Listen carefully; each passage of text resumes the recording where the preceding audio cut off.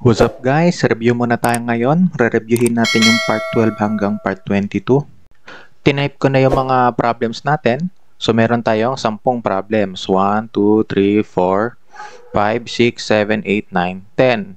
Tapos lahat yan is review para sa mga previous lessons natin. For example, itong 1, review yan para sa conditional statement na if-else tsaka relational operators. Itong 2 para sa conditional statement na switch. Okay? So, i-pause nyo na lang yung video para makita nyo ng maayos. So, ito yung para sa 1 and 6. 1 to 6. So, pause nyo muna para makita. Tapos, dito, yung 7 to 10. Pause nyo na lang ulit para makita nyo ng maayos. So, lahat yan sasagutin nyo. Tapos, after nyo magsagot, sasagutin natin yan. Okay? Sige. O, mag-start na tayo. Sana mabilis lang nating matapos to, no? So, sa 1, ang sabi daw is, meron tayong water level condition. Sa water level condition na yon, meron kang pag 0 liters ka, empty. Kapag 100 liters, full. Kapag less than 25, below average. Kapag greater than or equal to 25 pero less than or equal to 75, average yung level. Tapos kapag greater than 75 but less than 100, above average level. Ang technique dyan is i-arrange natin yung condition natin from lowest to highest or highest to lowest. Ipopause ko lang ayusin ko lang yung pwesto ng mga questions para makita natin yung questions habang nagtatype tayo. Ayan, pwede na tayo mag-type dito sa gitna ng 1 and 2. Gusto ko mag-start sa pinakamababa, which is yung 0. So, gawa tayo ng if. Maglagay muna pala tayo ng variable natin. Siguro ang variable natin ay double water level. Siguro mag-start tayo sa 0 muna, 0. Tapos kapag ang water level natin ay hindi naman siguro pwede is less than or equal to 0, no? Kasi wala naman sigurong negative na tubig. So, 0 lang tayo. Equals 0, ganyan. Ang gagawin natin ay water tank is empty. System.out.println water tank is empty. Tapos gawa tayo ng else if dito.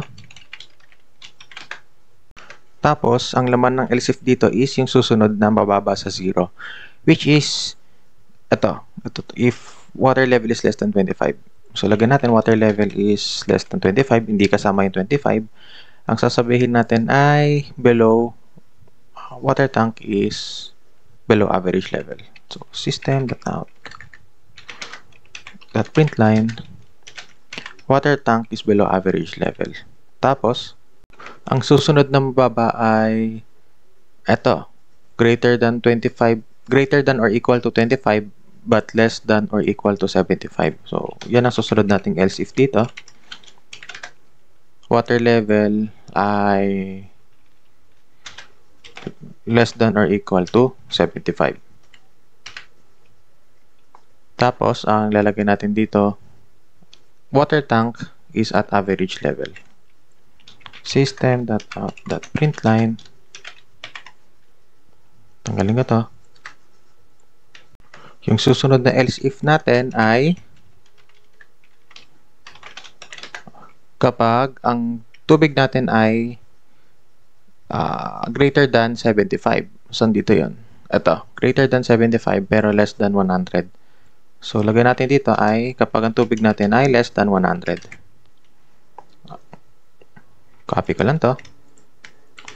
Tapos, ang sabi dito, water, ito ba yan? Ito pala, less than 100. Water tank is above average level. Yung huli, lalagay ko sa else if pa rin. Kapag ang water level ay saktong 100. Lalagay ko dito is water tank is full.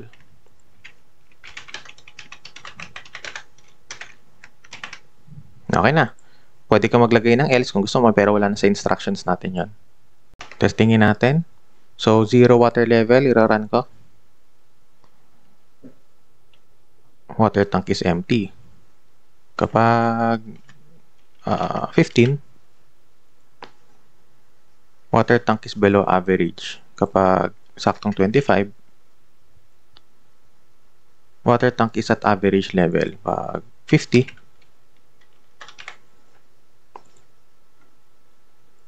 average level pa. 75, average level pa. Kapag 80,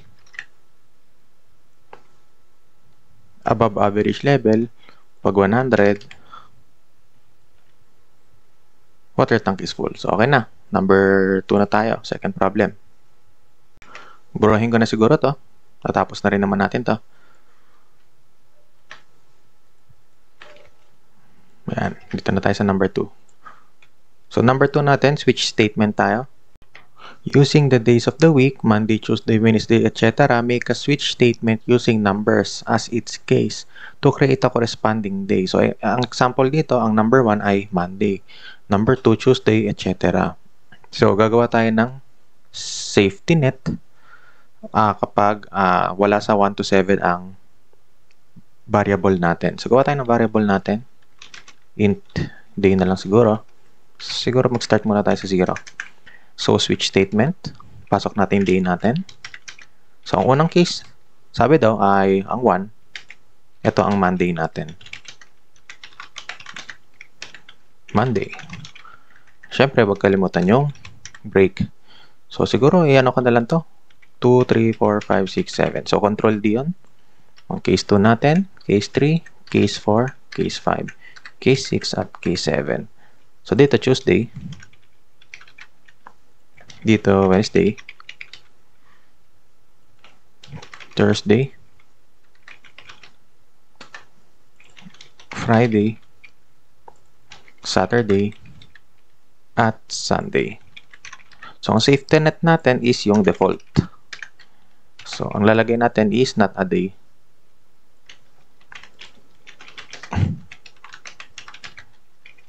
Not a day. Pwede natin lagyan ng break or hindi. Pero, lagyan natin ng break. So, try natin. 0. Wala siya sa 1 to 7. Not a day. Try ko yung 1. Run. Monday. Lagay ko 3. Wednesday. Lagay ko 5. Friday. Mukha namang tama na to. Siguro last na. 7. Okay, mukhang tama na. So, tapos na tayo sa number 2. Burahin ko na to. Para may space tayo dito. Hindi siya magulo.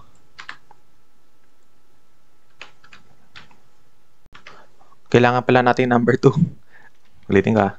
Control C ko lang. So, copyahin natin to. Cut. Burahin ko to. Tapos, lagay ko dito. So, ano sabi dito? Using the answer in number 2, we want to say that during Saturday, if the time is exactly 6 a.m., 12 p.m., or 6 p.m., we need to eat our food. If the time is between 9 p.m. and 5 p.m., we need to sleep. Anytime other than those mentioned is free time. Use military time. So, review to sa nested conditional statement tsaka sa logical operators. So, hanapin natin yung Saturday natin. Ito. Okay. Lagyan natin siya sa isang code block. Pwede yan, di ba? So, pasok na lang natin ito sa loob. Yan. So, singit natin dito yung nested na conditional statement natin. Siguro gumamit tayo ng if. Okay, if statement. So, minimize ko lang to para makita natin. Ang sabi dito, 6 a.m., 12 p.m., tsaka 6 p.m., kakain tayo. So, lagyan natin dito kapag gawa tayo ng variable natin. Lagyan natin dito. Int time. Mag-start muna tayo sa 0. So, lagay ko dito. Kapag ang time natin ay exactly 6, military time to. So, 6, pag 6, ibig sabihin 6 a.m. or kapag ang time natin ay exactly 12 or ang time natin kapag exactly ano ba ang 6 p.m.? Ang 6 p.m. is 18. Tama ba? 18 sa military time. Ang sasabihin natin na kailangan natin kumain. We need to eat our food. System.out.println. We need to eat our food. If the time is between 9 p.m. and 5 p.m., bakit p.m. to? Dapat a.m. to. Sorry. So, ilalagay ko na lang sa video. Isasalpa ko yung text na dapat a.m. to. So, i-edit ko yung video. Gawa tayo ng else if. Ang 9 p.m. is sa military time ay 21. So, kapag ang time natin ay 21, must be greater than 21 or greater than or equal to 21.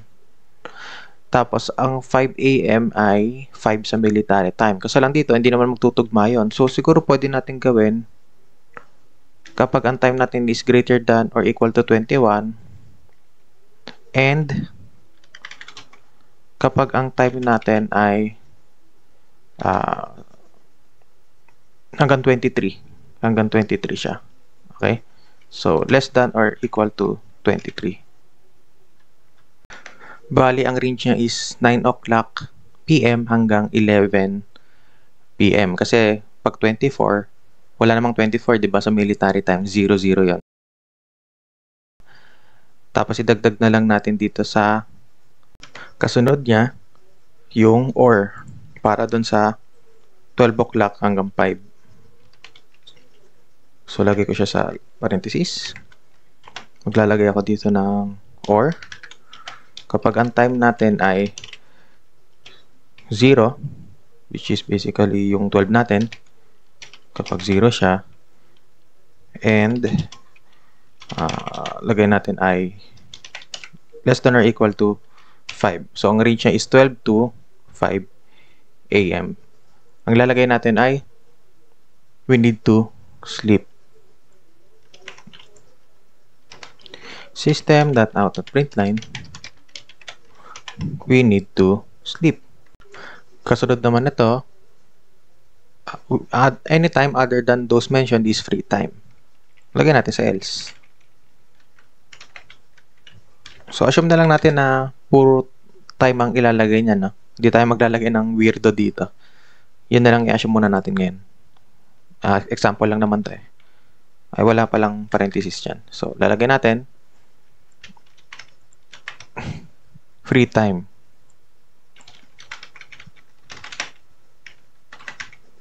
So, try natin siya, no?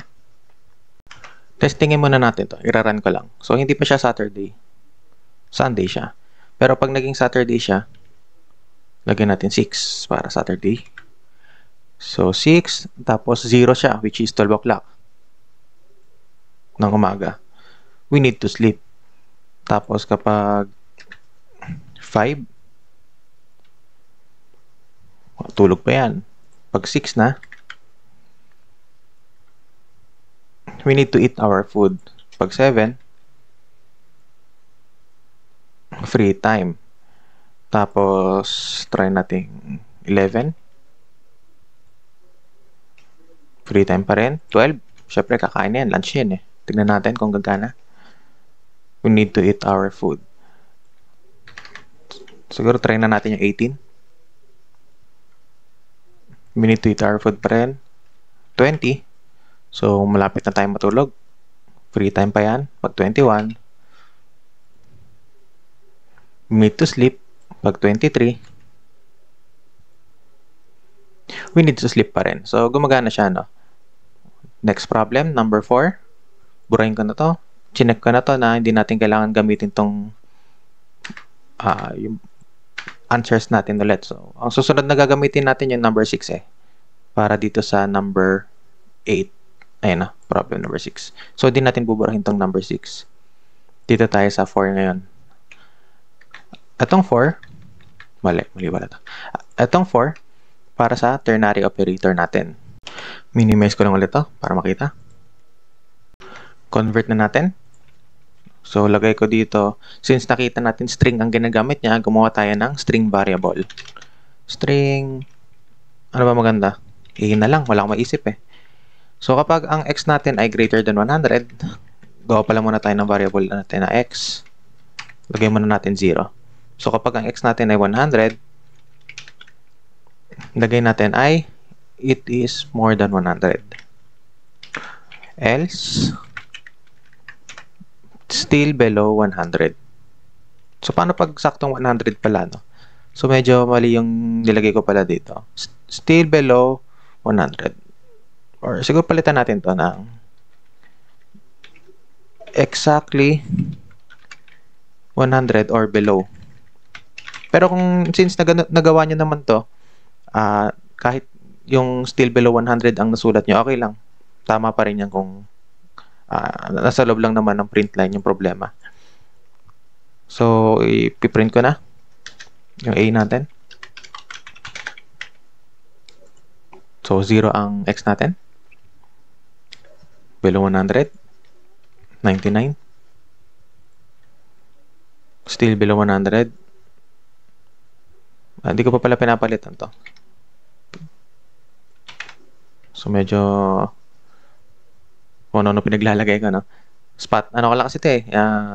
On the spot ko lang ginawa yung problem eh. So, exactly 100 or below. So, tama naman. So, paano pag 100? Exactly 100 or below. Paano kung 101 na? It is more than 100. So, mukhang tama naman tong ternary operator natin. So, number 5 na tayo. Burahin ko na. So, again, kung ito lang naman yung iba natin, no? Mali kasi ako nang nilagay eh. So, kahit ang nilagay nyo still below 100, okay na yan. Pwede na yun. Burahin ko na to. So, 5 na tayo. So, ito para sa casting naman to. Mabilis lang to. Convert lang natin yung 100 natin na int to float. Explicit gagamitin ko. So, lalagay ko lang dito sa parenthesis, float. Tapos sa tabi niya yung x. Pag niran ko, 100.0. Kung implicit naman ang gagawin nyo, gawa kayo ng float y equals x. I-print nyo lang yung y nyo. Run ko. Ganun din. So, okay na tayo dito sa ternary, sa casting natin. Burahin ko na. Dito na tayo sa array. Nakikita ko dito, mga strings yung ginamit. So, lagay natin string. Bracket para sa array. Lagay ko na lang animals equals curly braces. Kopyahin ko na lang to. Copy. Paste. Tapos, i-replace natin yung cat with donkey. Ano ba yung index ng cat natin? 0 yung dog, 1 yung mouse, 2 yung cat. So, 2. Palitan natin siya ng donkey.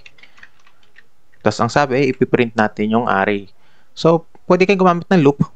Pero pwedeng isa-isa muna yung animals 0, animals 1, animals 2. Siguro yun na lang gagawin ko, yung animals 0, animals 1, animals 2. Kasi yung loop is review yun dito sa mga susunod na problems. Pero okay lang naman kung gumamit kayo ng loop, mas maganda yun. So, lagay ko animal 0. Sorry, lagay ko pala system.out.println. Tapos animals 0. Burahin ko to. 0 sa dog, mouse, cat, bird, fish. So, yung isa pala donkey. So, okay, ganyan na lang, pwede na yan. Pero mas maganda kung loop, no? Run ko. Dog, mouse, monkey, bird, fish. Dog, mouse, tas donkey, bird, fish. So, okay na tayo dito sa 6 natin. Hindi ko siya buburahin. Na-realize ko na parang monkey at sinabi ko sa donkey. O, sige. Buburahin ko to. Ang ititira ko yung array. Itong original na array or siguro yung napalitan na yung cat ng donkey. Kayo bahala kung ano yung ginamit nyo. Pero ako ang gagamitin ko siguro ito na lang. Itong original. Cat. Lalagay ko siya sa baba ng 8. Kasi gagamitin ko siya. Tapos pwede ko na itong mabura. Okay? Sabi daw dito sa 7 ay magpiprint tayo ng 0 to 100 except 30 to 60 gamit ang while loop. So, lagay natin yung while natin. Sa condition natin, ilalagay ko kapag ang x natin ay less than or equal to hanggang 100. Tapos, lagay tayo dito ng int x equals 0. Simula tayo sa 0. So, print natin yung x natin. Okay? Pero, syempre, kapag ito lang ginawa ko, magpiprint yung 0 to 100. So, maglalagay tayo dito ng condition na kapag kapag ang x natin ay greater than or equal to 30. Tama, 30. Piprint natin yung 30. Tapos gagawa tayo ng range. So, end dapat. Kapag less than ng 60, gawa tayo ng for loop. So, ito ginagawa natin is review sa while loop, for loop, tsaka nested loop. Since gamit na ng while yung x, di na natin pwedeng gamitin yung x na variable dito sa loob ng for. Y tayo. Siguro mag-start na tayo sa 30. Pwede naman. Tapos kapag ang condition natin ay less than 60, increment natin. So, ipiprint ko, system.out.println. Ilalagay ko siguro dito 4 para makita natin na siya yung nagpiprint ng number. Tapos dito naman, concatenate ko ng while. Tapos sa baba nito, maglalagay ako ng, syempre, sa dulo ng while loop natin, kailangan natin i-iterate. So, x++. Kundi hindi siya aabante. Okay, try natin, testing. Ay, wala pala tayong iteration dito sa loob ng x++ ng 4. Pero, tignan natin kung ano maging itsura niya. So, parang mali yung print, no? Tuloy-tuloy siya. Ang haba. So, lagyan natin dito ng x++ sa loob ng 4 para umaabante siya kahit nasa loob tayo ng for loop dito sa x natin. So, iraran ko ulit. Tignan ko ulit kung tama na. 30 to 60, dapat 4 ang print niyan. So, bakit 62 tong while? Tapos, siguro unahin ko tong if dito sa taas. Lagay ko siya. Try kong i-run. Ayan, mukhang tama na. So, may while tayo. Hanggang 29 dapat yan. Tama. Tapos, 4 hanggang 60. Okay. Tapos, while hanggang 100. So, mukhang tama naman tayo dito. So, importante din ang arrangement, no? Kung print ba muna or yung loop. So, mali tayo ng arrangement kanina. Burahin ka na to. Tapos na tayo dito. Number 8 na tayo. Ang sabi sa 8, review to para sa do while loop tsaka for each loop. Create a do while loop that will iterate the array created in problem number 6. Ito yon, yung array na yon. Do it also for each loop. So, gawa tayo dito ng do while loop. Do, tapos yung while natin. Sa do, while muna pala, pasok natin dito yung condition natin. Maglagay muna tayo dito ng int x equals 0. So, start tayo sa 0. Yan yung pang-iterate natin. Kapag ang x natin ay less than sa animals.length or sa dami ng animals natin, ilan ba to? 1, 2, 3, 4, 5. So, 5. Since hindi ko pa natuturo yung mga method, no? Pwede kayo mag 5 muna. Pero pag naturo ko na, animals.length ang gagamitin natin. So, dito, ipiprint ko yung, lalagay ko muna siguro x++, no? Tapos, ipiprint natin yung animals x. So, try ko muna to i-run bago natin gawin yung for each loop. Dog, mouse, cat, bird, fish. Paano naman kapag sa for each loop? siguro maglagay ako dito ng spacing, no? Yan, pwede na siguro yan. So, for each loop tayo. For. Tapos, lagay natin dito yung string, siguro, animal. Or, sige, animal, ganyan. Tapos, yung array natin, which is animals, print natin yung animal natin. So, iraran ko. So, ito may spacing. So, ito yon, dog, mouse, cat, bird, fish. So, okay na tayo dito sa 8. Burahin ko na to. Number 9 na tayo. Swap two variables. Siguro hindi na, ano ba yung tanong dito? Create a2D array with 2D array. So, hindi natin gagamitin ulit yan. No? Wala na tayong gagamitin dito. Kanya-kanya na sila. So, dito sa 9, minimize ko lang to. Magsuswap tayo ng variable. Meron tayong double money or my money equals 5,000. So, meron din tayong double your money 5670.55. So, paano natin sila isa-swap? Kailangan natin gumamit ng temporary na variable. Yung temporary natin, siya yung maghahawak ng my money natin.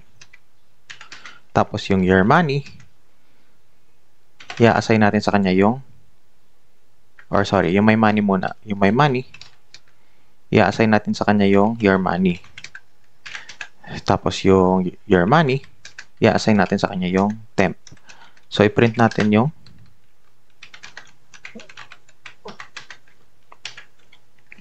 my money.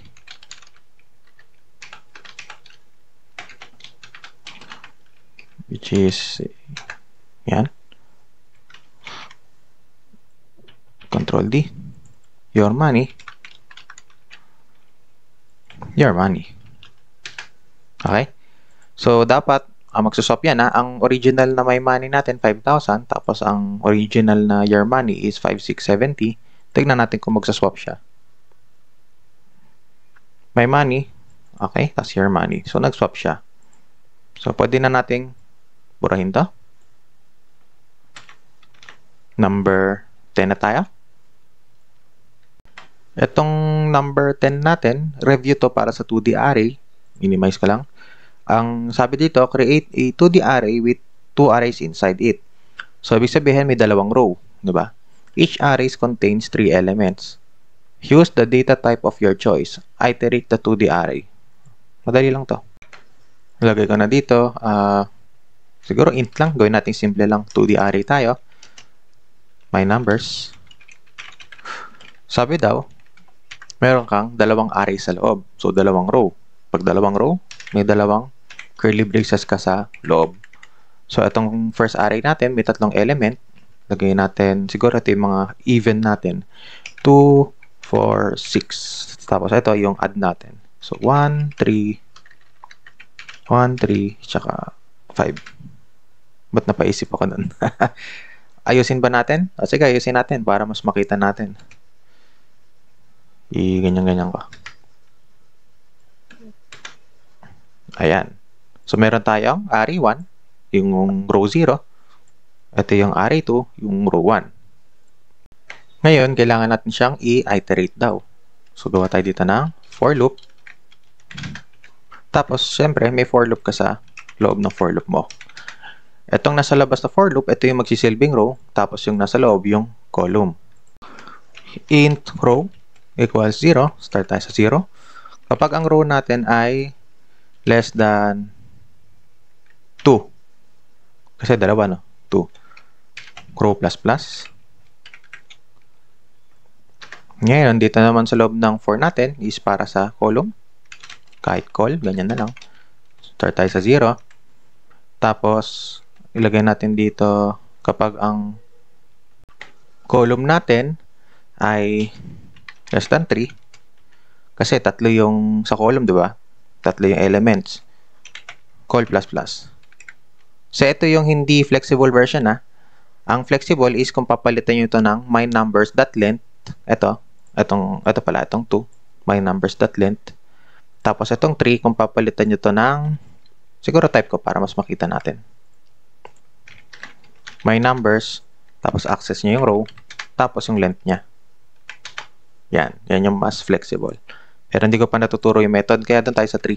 Kasi fixed naman na 3 yung mga columns niya. So, ipiprint natin siya. System.out.println yung myNumbers, access natin yung row, tapos yung column niya. So, try natin medyo maingay mga kasama ko, no? Pero, sige. Run ko. 2, 4, 6, tapos 1, 3, 5. So, mukhang tapos na tayo dito sa review natin. Kita-kits tayo sa susunod na video.